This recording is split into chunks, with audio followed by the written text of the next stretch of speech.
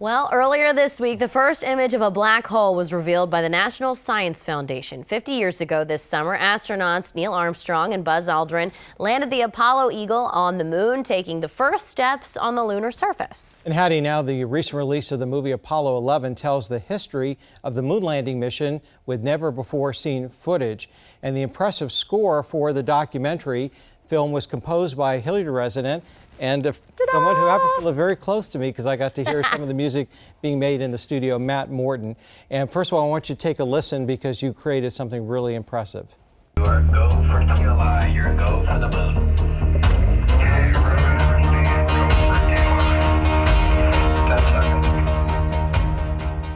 Now, the world premiere of Apollo 11 at the 2019 Sundance Film Festival received an editing award, and Matt wrote, orchestrated, performed, and recorded all the original music. And Matt, I think the cool part that we wanted to talk to you about is the music is based on instruments in the era of 1969, July 20th being the landing that we're talking about, Moog synthesizer, the stuff that I remember vaguely back when.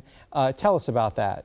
Well, previous to Apollo 11, we did a documentary about Apollo 17, and I used all kinds of modern instruments. And I felt like, because that one was all archival footage as well, I felt like it was a really cool score, but I was interested in maybe using just period instruments so that when you'd be watching this all archival footage, you'd be hearing sounds that could have been made at the time. So I chose to use all instruments from that era, including a big Moog 3C modular. But I also used tape echoes and all kinds of old gear, an old Hammond organ and whatnot, old drum machines. So everything that you hear technically could have been made in the year 1969. I think it marries up nicely with the footage that way. How rare is the footage? Well, some of the 70 millimeter footage had not been seen since it had been filmed back in, at the time of the mission. We just set out to rescan all of the 16 and 35. And at one point we got an email from one of the National Archives archivists, and like the director says, the archivists don't often use all caps and exclamation points. And he was like, "We found this footage, it's amazing." And I will back that up. It is amazing, this footage, especially the stuff on the ground that was all 70 millimeter. It's beautiful, so it was very inspiring. And I'm old enough to remember we all gathered around the television set. Yes, we had color TVs back then.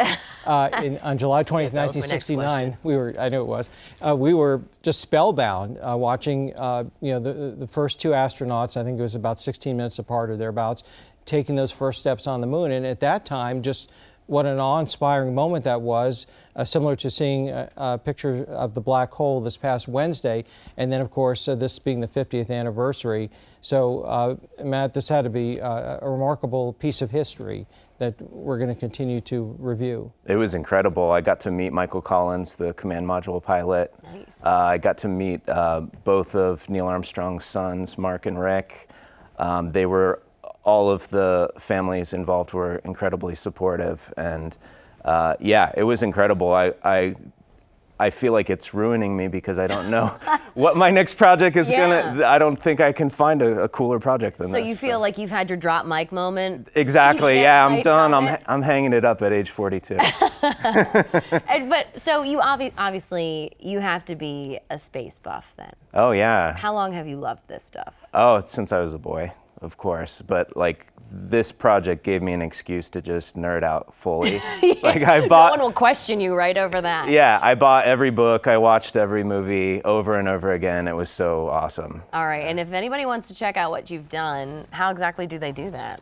Well, Apollo11movie.com is where you can search for tickets. It's still in theaters. Awesome. And on my website, mattmortonmusic.com, you can get links to the trailers and to my soundtrack, which is out on Milan Records. Well, I gotta say, so thank you for coming in. After talking to you, but knowing Ben, I can only imagine what it's like living in such close proximity of each other. You stand outside and probably talk nonstop. Yeah. Ben, I can only imagine. You love this stuff.